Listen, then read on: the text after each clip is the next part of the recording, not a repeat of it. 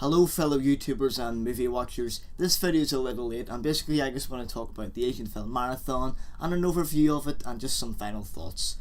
And I just really enjoyed doing the marathon. It was very exhausting because not just the editing, especially with the Seven Samurai, scared me. The Seven Samurai and the Human Condition videos, since they were so long, over 50 minutes. I usually don't make videos that long, and they took a long time to render, and Seven Samurai ran into a few render issues and ended up being uploaded a day later. But that's the sort of things to expect. And not the certain films that I was watching, they were brilliant, they were breathtaking films, but they were very exhausting because they're so somber and serious. Films like Human Condition, The Life of O'Haru, and Nobody Knows, they aren't easy to watch emotionally. It's not like watching the Fast and the Furious films, all day, because they're light watches. These films are very somber and really leave you to think, and some are more complex than others. But either way, I found it very rewarding. It was a fantastic run of films. So many of them are now in my top 150 or 200 or whatever. Just blew me away how many great films there was, and it was great to explore more movies like that. It was great to explore Asian cinema, which is now one of my favourite areas of film. While Japanese cinema did dominate the list, I did try to look at Chinese films and Korean films, and I really did enjoy it. And with all that exploration, there's still directors whose films I need to see more thoroughly, like Satoshi Kon, Sion Sono, Wong Kar-wai, Boon Jong-ho, and Park Chan-wook. They're films I've either seen one or two from, and I look forward to seeing more of their work, especially Wong Kar-wai and Boon Jong-ho. And Satoshi Kon, because I've seen Perfect Blue and Paprika, which are fantastic anime films. And then there's directors who I've heard are acclaimed, but I haven't seen anything from them. You've got Takeshi Kitano, which I actually bought some films of, Mikio Naruse, Seijun Suzuki, Shohei Imamura, and John Woo. Actually, I have seen a Shohei Imamura film, The Ballad of Narayama, so move that up to films directors I should see more thoroughly. And John Woo's another one, like contemporary one, who I definitely need to explore. But Takeshi Kitano, I bought some of his films. I look forward to looking into that.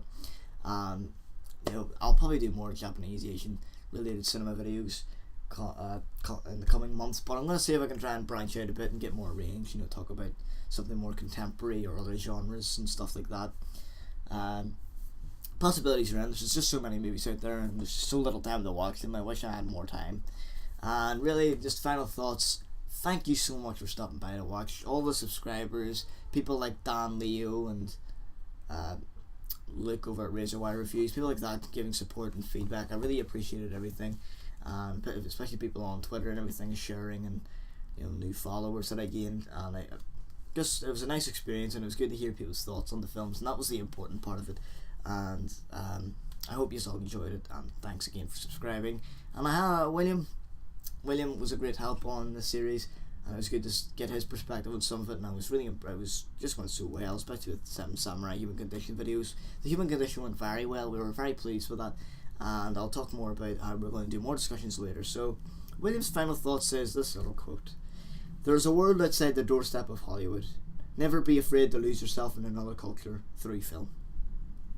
A perfect little quote to sum up the whole reason that I watch movies and the whole reason that I've set up a channel, because I want to explore cinema and share my thoughts on it and just kind of enlighten other people while I am being enlightened, because I'm still learning a lot about film, obviously, as many as I've seen, and I think it's nice to kind of document that to people and share my experience and my perspective, and then see what other people think. And that's what film criticism and talking about movies and being a film buff is all about.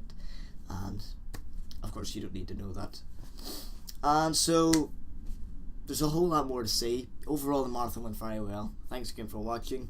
And now to move on to talk about what is next for the channel. Of course we're going to do more discussions on a variety of different topics and genres. We don't know yet what we're going to do, but hopefully we come up with some in the future, and I expect to do at least another 3 or 4 in this summer.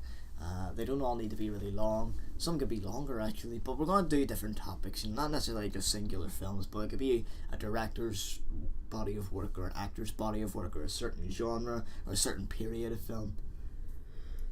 Excuse me. Or even certain elements to film to talk about. Then of course a couple of other ideas I have is movie weeks or other marathons. You know, I was thinking of a gangster week, western week, Kurosawa week. I'm not sure about Kurosawa week since I've already done so much on Japan and Asia, but I'd love to anyway. And very soon I'll be putting up a video with my entire film collection, which I've been talking about doing for months. Now that since I said that, I've bought at least 30 more films.